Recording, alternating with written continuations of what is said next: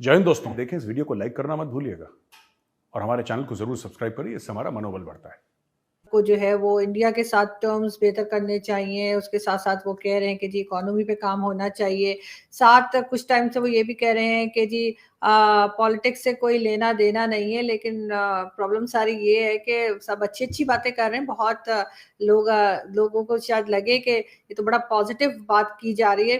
साथ-साथ उन्होंने एक चीज़ और आज कही, और वो ये कि आर्मी जो है वो लोगों के साथ मिलकर मुल्क में किसी ग्रुप को, किसी को जो है वो इजाज़त नहीं देगी कि वो किसी किस्म की गड़बड़ मचाए, चाहे वो पॉलिटिकल हो, चाहे इकोनॉमी के हवाले से हो। तो उसके ऊपर भी काफ़ी जो है लोग बात कर रहे हैं, क्योंकि उससे पहले उन्होंने कहा कि साफ क्लियर मैसेज, उन्होंने बोला कि this is a very clear message. तो ऑब्वियसली सबको ये मैसेज क्लियर पहले ही है कि आर्मी ही जो है वो मुल्क चला रही है, और आर्मी ही है जो सब कुछ देखती है, और उनकी मर्ज़ी के बगैर यहाँ पे वो जो फ़िल्म शोले में था ना कि परिंदा भी पर नहीं मार सकता। तो ऐसा सब कुछ है, तो मेरे ख़्याल है कोई नई बात उन्होंने नहीं कही है, ये बातें लोगों को मालूम है, पहले से ही पता है, और एक बार फिर उन्होंने उसी बात को अपनी दोहरा दिया है। इसके अलावा मुझे कोई ऐसी बात नहीं लगी जो उन्होंने कुछ नया बोला हो। जी, बिल्कुल, आपकी ये वाली बात दुरुस्त है कि ये बात हमें याद है। लास्ट ईयर एक कॉन्फ्रेंस हो रही थी इस्लामाबाद में और वहाँ पे भी बाजवा साहब ने बड़ी एक लंबी-चौड़ी तकरीर की थी और बड़ा एप्रिशिएट किया गया था। अक्रॉस द बॉर्डर जो है हिंदुस्तान में भी बड़ी तारीफ़ हुई थी। लेकिन फिर हमसे यानी आपसे हम बहुत सारे लोगों से फिर क्वेश्चन होता है कि भई बात तो आप कर रहे हैं, लेकिन ऑन ग्राउंड क्या चीज़ें तब्दील हो रही? एक तो उन्होंने अमेरिका में कहा कि जी हम फौज को हम साइड पे कर रहे हैं पॉलिटिक्स से। मतलब ये बात उन्होंने मानी कि भई पहले ये कहा जाता था कि जी कोई ताल्लुक नहीं है, लेकिन ये बात उन्होंने एडमिट की, बहुत अच्छी बात है, अपने टेन्योर के एंड पे उन्होंने की, लेकिन फिर भी हम एप्रिशिएट करते हैं कि अगर इस इदारे को आप पॉलिटिक्स से साइड पे कर लेते हैं, तो शायद इस मुल्क के लिए भी बहुत अच्छा होगा और इदारे के लिए भी बहुत अच्छा होगा। इसके साथ-साथ वो इकोनॉमी पे बड़े फ़ोकस्ड हैं। लास्ट ईयर जब इमरान खान साहब प्राइम मिनिस्टर थे, उस वक़्त भी उन्होंने ये बात की। इस वक़्त शहबाज शरीफ साहब प्राइम मिनिस्टर है, तो तब भी उन्होंने ये बात अमेरिका में भी और आज पीएमए काकूल में भी की। इसका मतलब है कि हम कुछ और माने या ना माने, एक चीज़ हमें आरज़ू माननी पड़ेगी। बहुत दफ़ा ये बात होती रहती थी, हमारे बड़े हिंदुस्तानी दोस्त हमें कहा करते थे कि भाई अपने इकोनॉमी को, अपने माशी हालात को बेहतर कर लें, उसके बाद जो करना है, कश्मीर लेना है, नहीं लेना, अफ़गानिस्तान को क्या करना है या बाकी क्या चीज़ें करनी है, वो बाद में देख लें। अगर आपकी जेब में पैसे आएँगे, तो आपकी बात और हर चीज़ का वज़न होगा। Do you agree with the statement कि ये चीज़ वाक़ई ज़्यादा इम्पोर्टेंट है, बजाए इसके कि हम बाकी चोंचलों में पड़े रहते हैं? देखिए, ये बात तो पाकिस्तान के लिए हमेशा से इम्पोर्टेंट रही है कि इकोनॉमी पे काम किया जाए, एजुकेशन पे काम किया जाए, फॉरेन पॉलिसी पे काम किया जाए। लेकिन ज़ाहिर है कि किसी ने कभी इस तरफ कोई इंटरेस्ट शो नहीं किया, और हमेशा यही होता रहा कि यहाँ से पैसे पकड़ लें, वहाँ से पैसे पकड़ लें। अपने यहाँ की इंडस्ट्रीज़ ऑलमोस्ट सारी बंद कर दी गई हैं। चाइना के साथ कई तरह के बिज़नेसेस स्टार्ट किए, वहाँ से सामान मँगाना शुरू कर दिया। हमारे यहाँ जो लोग हैं, जो काम कर सकते हैं, जो इंडस्ट्रीज़ हैं, वो बंद पड़ी हैं। तो ज़ाहिर है वो फैक्ट्रीज़ बंद हो गई, इंडस्ट्रीज़ बंद हो गई, लोग कहाँ जाएँ?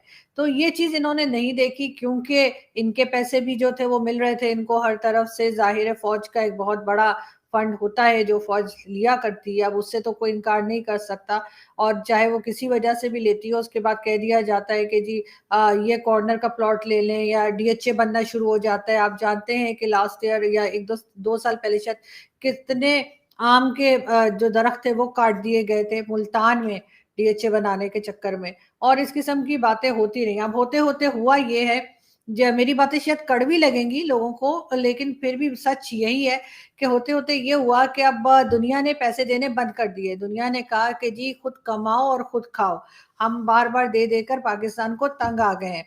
तो ये फंड्स मिलने बंद हो गए, और फंड जब मिलने बंद हो गए तो ना सिर्फ ये कि मुल्क चलाना मुश्किल हो गया, बल्कि इन लोगों के अपने भी जो खर्चे थे, जिससे ये प्लॉट लिया करते थे और दूसरे जो अय्याशियाँ किया करते थे, सीधी बात है, वो भी कहीं न कहीं पे ज़ाहिर है इनको उसमें भी मुश्किल पेश आ रही है। तो अब इनको लगा कि नहीं, ये तो गलत हो गया है, और अब इकोनॉमी पे काम करना चाहिए, और अब फॉरेन पॉलिसी पे काम करना चाहिए, और अब जो है वो दूसरी कंट्रीज़ हैं उनके साथ टर्म्स अच्छे होने चाहिए। ये बात तो पहले सोचने की थी।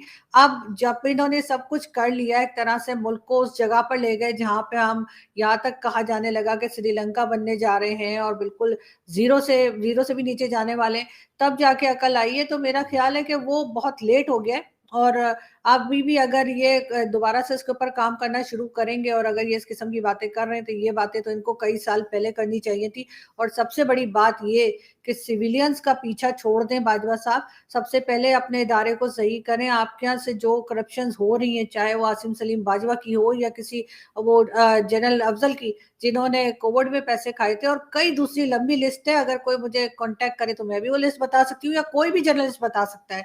तो जब तक उन लोगों के ऊपर हाथ नहीं डालेंगे, उन लोगों को नहीं रोकेंगे, तो फिर यही होता रहेगा। इकोनॉमी पे काम करने का मतलब क्या है? इकोनॉमी पे काम करने का मतलब तो ये होना चाहिए कि वो पैसा आप अपनी कंट्री में लगाएंगे। आपके लोग जो फ्लड में है, या जब फ्लड नहीं था तब भी लोगों की हालत कोई इतनी अच्छी नहीं थी जो अब हम कह रहे हैं कि फ्लड की वजह से बहुत खराब हो गई है।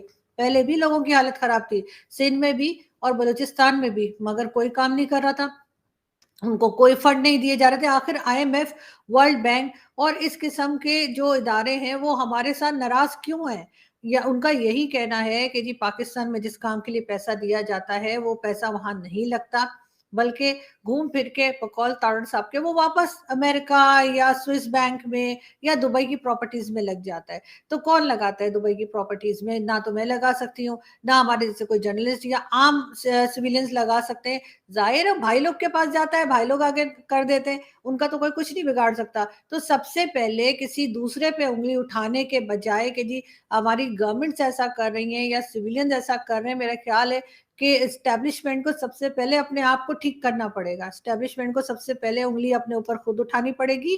और अगर जिस दिन ये लोग ठीक हो गए, वो जैसे खान साहब कहते थे ना कि वो ऊपर के लोग सही हो तो नीचे अपने आप ही ठीक हो जाते हैं। ये और बात है कि पीटीआई में ऊपर से नीचे तक सभी खराब है या सभी गड़बड़ है, ये कहना चाहिए। तो इसीलिए सबसे पहले जो मशवरा दे रहे हैं, जो अनाउंसमेंट की जा रही है, जो स्टेटमेंट दिया जा रहा है, उसको इम्प्लीमेंट सबसे पहले बाजवा साहब खुद अपने ऊपर और अपने इदारे पे करें।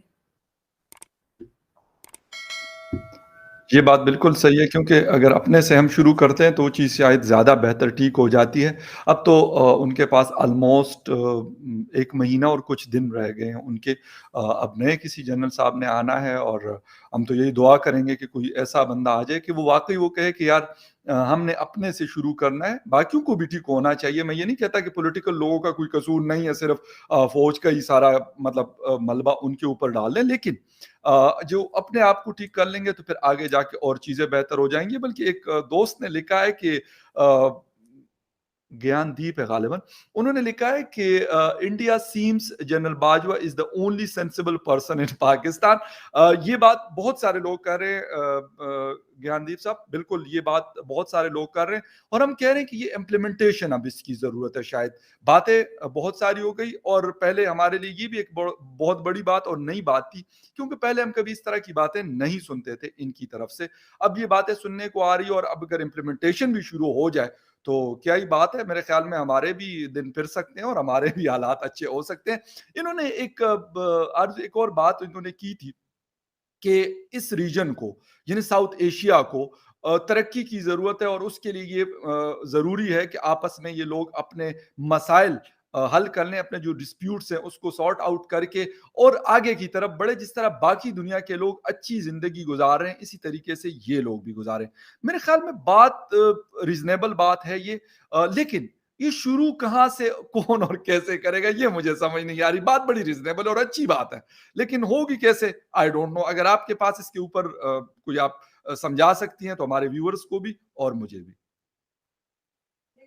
पहले तो जो बात पहले आपके एक जो ऑडियंस में से कोई बात कर रहा था, उनकी मैं ज़रूर कहूँगी कि बाजवा साहब को कह रहे हैं कि वो बहुत अच्छे हैं और बिल्कुल हैं। और यकीनन, लेकिन बात वही है कि जब हम लोग छोटे थे तो जो इंडियन मूवीज़ बहुत देखा करते थे, वो हमारे यहाँ वो डीवीडीज़ पे आ जाया करती थी। और वो तो उसमें जो हीरो हीरोइन होते थे, जब वो कोई होता था ना, कोई सॉन्ग आ रहा है या कोई किसी किस्म का बहुत सारा क्राउड है, तो वो इस तरह का खड़ा किया जाता था। मेरे ख्याल में काफी लोगों ने देखी होंगी मूवीज, तो कि वो इतने वो जो ऑडियंस होती थी, आम लोग जो होते थे वो ऐसे होते थे कि हीरो हीरोइन अपने आप ही अच्छे लगने लगते थे, वो हीरो हीरोइन ही लगने लगते थे, उनसे कमतर ही लोग जो थे वो खड़े किए जाते थे, चाहे वो ड्रेसिंग में हो, चाहे वो शक्ल में हो या पेरेंट्स में हो। तो इमरान खान के आने के बाद अपने आप हर एक को, ना सिर्फ भारत को बल्कि हमें भी अपनी जो आर्मी एस्टेब्लिशमेंट है ना वो अच्छी लगने लग गई कि अरे कितने अच्छे लोग हैं। मतलब बेशक इन्होंने जो है वो 4 जंगें हारी हो, बेशक इन्होंने जो है मुल्क का बेड़ा गर्क कर दिया हो, बेशक इन्होंने यहाँ पे डिक्टेटरशिप की हो, लेकिन इमरान खान के आने के बाद हमें ये लोग बेहतर लगने लग गए कि बहरहाल वो हाल फिर भी नहीं किया जो इमरान खान 4 साल में करके चले गए। तो शायद ये वजह है कि सबको अब बेहतर लग रहे हैं और लोगों को लग रहा है, बल्कि हमारे दोस्त जो है मेजर साहब वो भी यही कहते हैं कि जी अगर कोई बचा सकता है तो आर्मी ही बचा सकती है, तो किसी हद तक वो भी ठीक होंगे।